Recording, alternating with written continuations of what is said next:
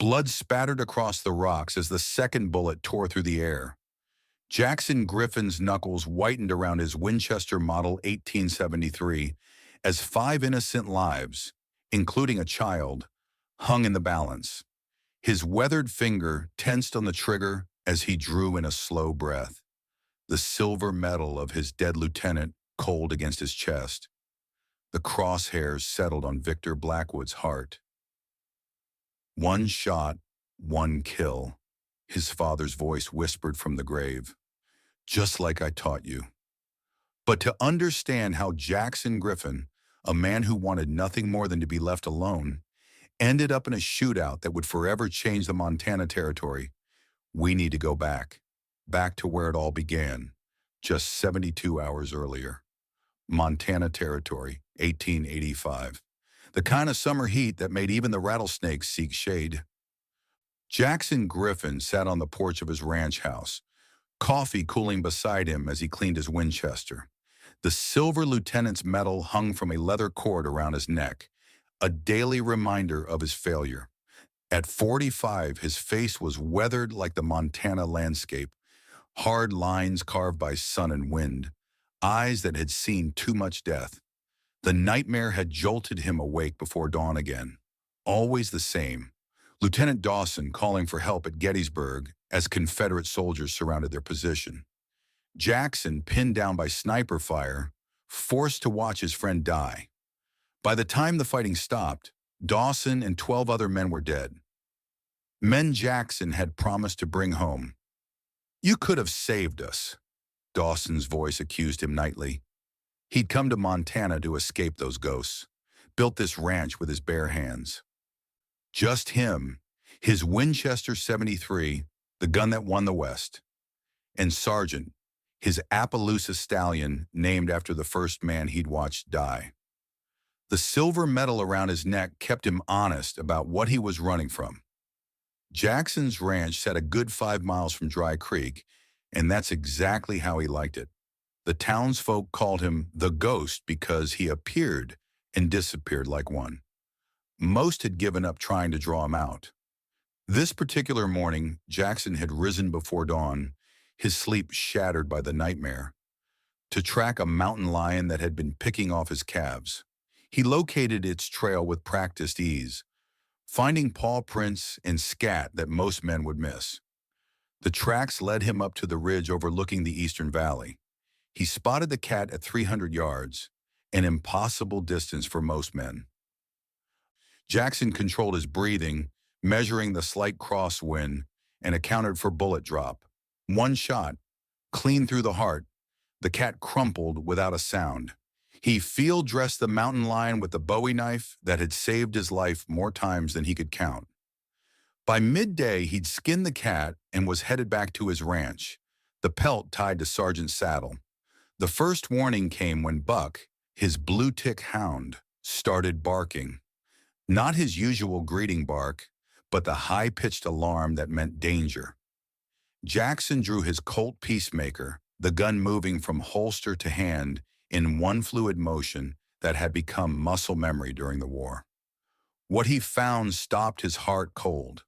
A young woman lay crumpled near his water trough, her dress torn and bloodied. Her blonde hair was matted with blood, dust caked on her skin. Even from 20 feet away, Jackson could see the telltale marks of men's cruelty. "Jesus Christ," he muttered, holstering his revolver and kneeling beside her. The woman flinched when he touched her shoulder, eyes flying open in terror. Blue eyes bright with fear. "Easy now," Jackson said, voice rough from disuse. "I ain't gonna hurt you." Blood had dried on her thigh, mixing with the dust of the prairie. Her breathing came in ragged gasps. "I need to take it off," she whispered, pulling weakly at her torn dress. "The fabric, it's in the wound." Jackson froze. In 20 years, he hadn't so much as shaken a woman's hand.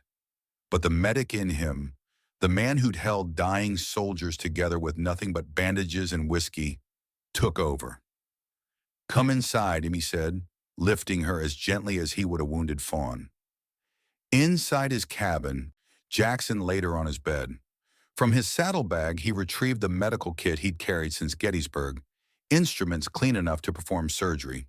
He worked methodically, cleaning each wound with practiced precision. "What's your name?" he asked, stitching a deep gash above her eye with neat, even sutures. "Emma," she whispered. "Emma Winters." When he'd finished, Jackson pulled a chair next to the bed. "You're safe here," he said, pouring her a measure of whiskey. "Drink. It'll help with the pain." Emma's eyes, heavy with exhaustion, met his. "Why are you helping me?" Jackson touched the metal at his chest unconsciously. "Some debts can never be repaid, but a man keeps trying anyway." As she drifted off to sleep, Jackson Griffin felt something stir in his chest. Something he thought had died at Gettysburg alongside Lieutenant Dawson. A dangerous thing, a sense of purpose. That night, Jackson's nightmare changed. This time, it wasn't just Lieutenant Dawson calling for help. It was Emma, too, her voice joining the chorus of those he couldn't save. He woke drenched in sweat, the peacemaker already in his hand. Emma slept through the night and most of the next day. Jackson kept watch, cleaning his guns, breaking down the Winchester and Peacemaker with practiced hands, examining each piece before reassembling them blindfolded as he'd done thousands of times. When she woke, he was ready with broth and questions. "How'd you end up half dead on my doorstep?" Emma's hands trembled around the cup. "Victor Blackwood and his friends. The judge's son." Jackson's jaw tightened. Judge Harold Blackwood was Dry Creek's tyrant in a gentleman's clothes. Owned the bank, controlled the sheriff, ruled the county like a feudal lord. "My father owned the general store," Emma explained. "He took out a loan last year when the crops failed. Then Pa got the fever last month." She swallowed hard. "Judge Blackwood said I inherited Pa's debt. Said I could, work it off if I was friendly to Victor." Her voice hardened to flint. "I refused. So Victor and his friends decided to take what they wanted anyway." "How'd you get away?" "Hit one with a fire poker. Then I just ran. Saw your ranch and hoped for mercy." Her eyes held his, unflinching despite the bruising.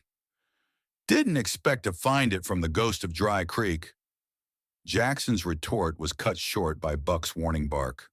A moment later, his ears caught what the dog had.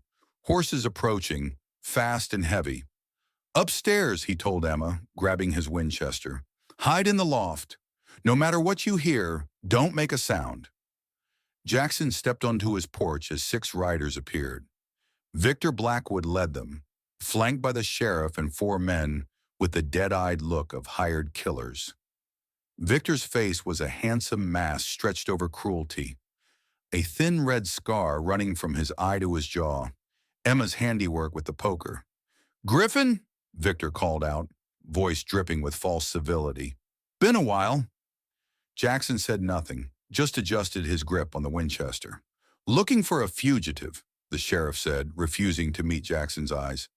"Young woman, blonde, stole money from the judge's bank." "Haven't seen any woman," Jackson replied evenly. "Been tracking a mountain lion. Just got back." Victor's hand moved to the bandana around his neck, adjusting it to hide a bruise. "Mind if we look around?" Jackson straightened to his full height, shadow stretching across the yard like judgment. "You got a warrant, Sheriff?" "Don't need one for a fugitive," the sheriff mumbled.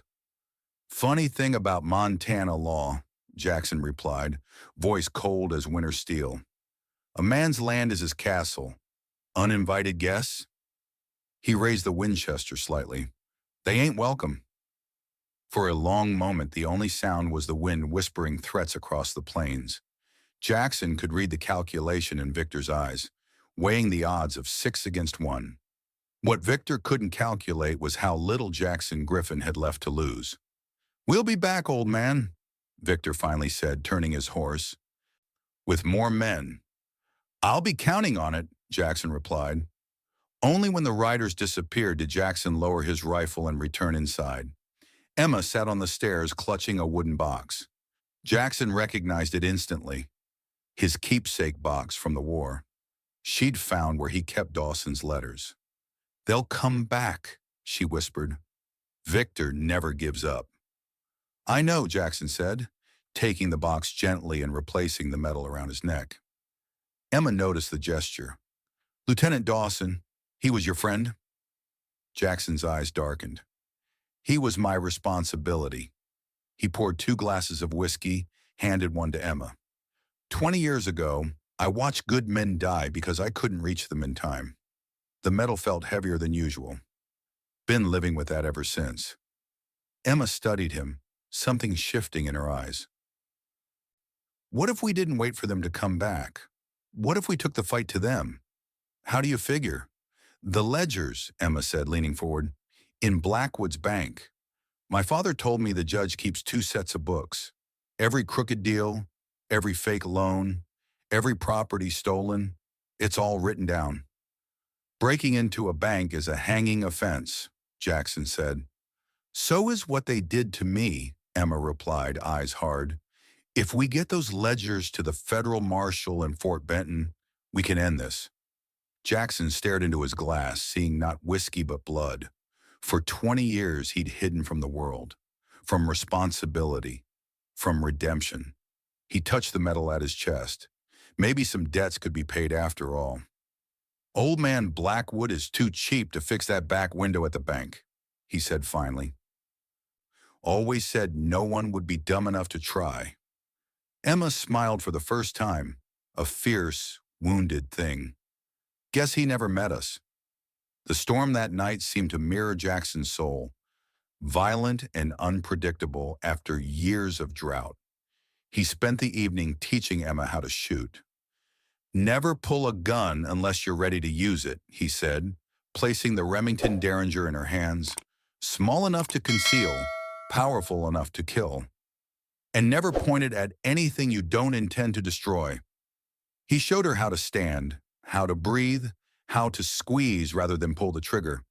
She was a natural, her eyes steady, hands surprisingly firm. "My father never let me touch his guns," she said. "Said it wasn't ladylike." "Out here, being alive beats being ladylike," Jackson replied, reloading the Derringer. Again. By midnight, they were ready.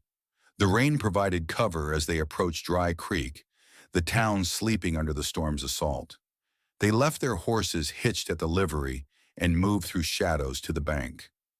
Just as Emma had predicted, the back window had a broken latch, covered only by a heavy drape. Jackson eased it open, helping Emma through before following. Inside, the air smelled of money and secrets. Jackson lit a small lantern, its glow barely illuminating their path to the office. Emma moved with surprising confidence, leading him straight to the judge's desk. "There," she whispered. The drawers were locked. Jackson pulled his knife, the same one that had skinned the mountain lion, and worked the mechanism until it surrendered with a click. The bottom drawer yielded a leather-bound ledger, different from the official books. Jackson flipped it open, angling the lantern. Page after page of corruption laid bare. Loans with impossible interest, properties seized for pennies, payments to officials, the blueprint of a county's subjugation. "This is enough to hang half the county," Jackson whispered. Emma was copying names onto paper when Jackson's instincts flared. He extinguished the lantern a second before heavy boots sounded on the boardwalk. "Someone's coming," he breathed, drawing his peacemaker. The front door rattled. Then the sheriff's voice. "Check the back. Thought I saw movement." Jackson's mind calculated angles, distances, escape routes. Emma tucked the papers into her shirt, eyes wide but determined.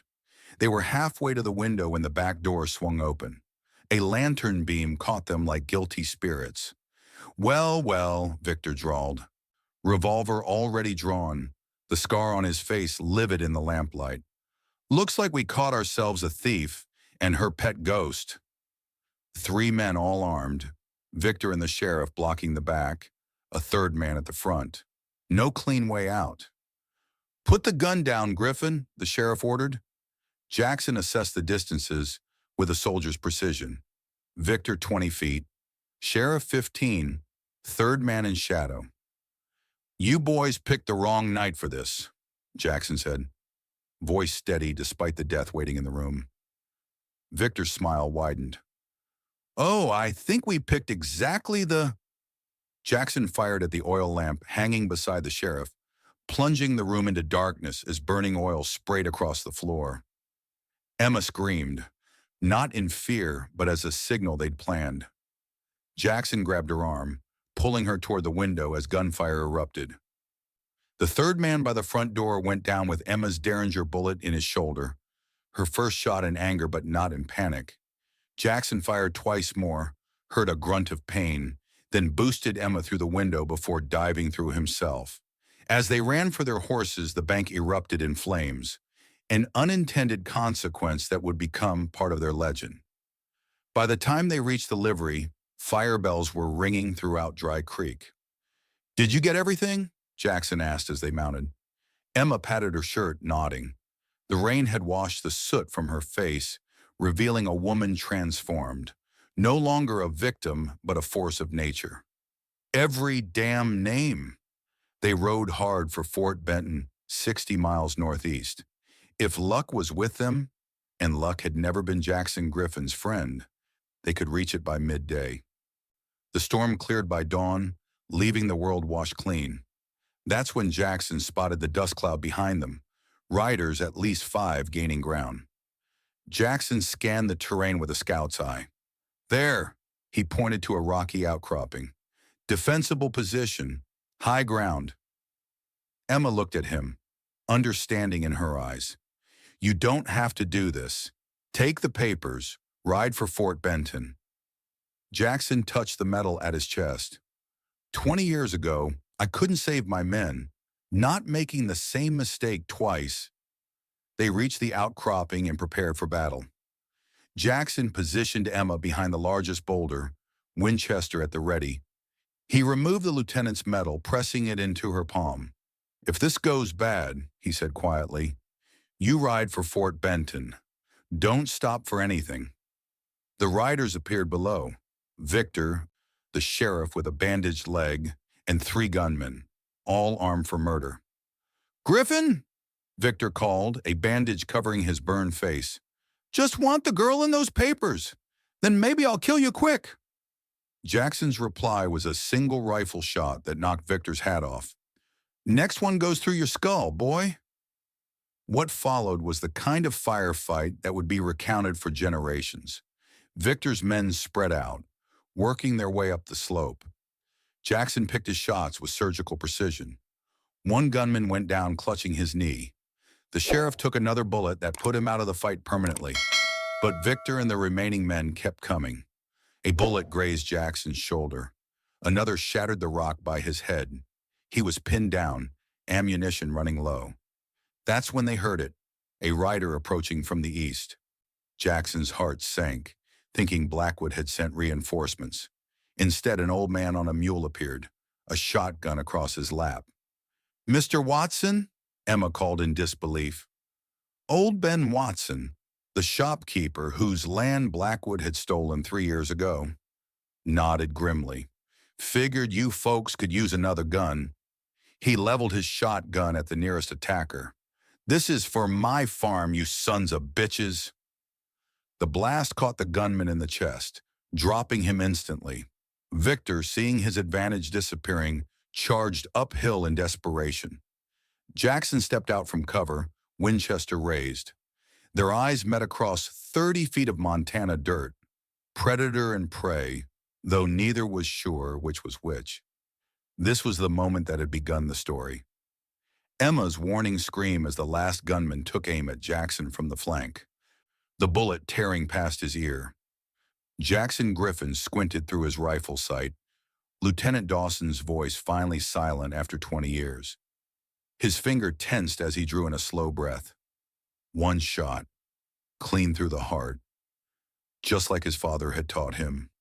Victor Blackwood died with surprise on his face, his body tumbling down the slope like a discarded doll.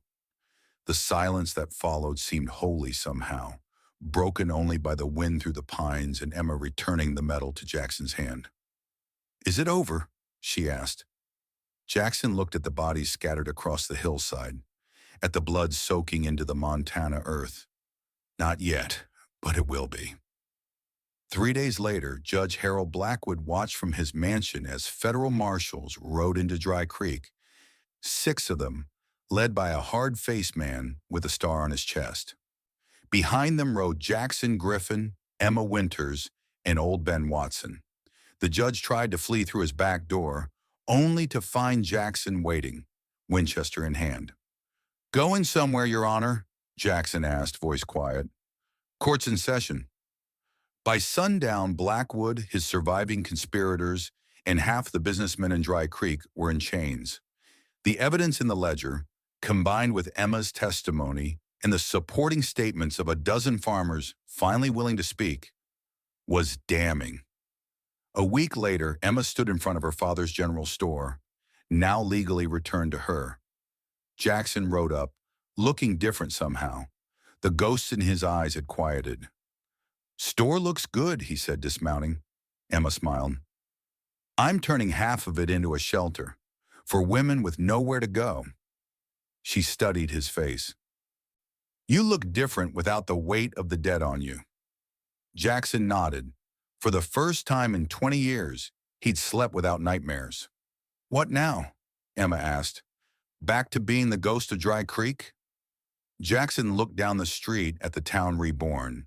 The new sheriff, a former Buffalo soldier with a reputation for incorruptible justice, was overseeing the construction of a proper jail. Children played without fear. "Been thinking," Jackson said slowly. "A man can only run from himself for so long before he gets tired." Emma stepped closer. "Dry Creek needs men who know the difference between law and justice." Jackson Griffin had spent 20 years haunted by men he couldn't save. Standing there in the Montana sunlight, the medal no longer a burden around his neck, but a reminder of why fighting mattered, he finally understood. Redemption doesn't erase the past. It gives it meaning. "Might stick around," he said. "Someone's got to keep an eye on this place. Some wounds only heal when you stop running from them."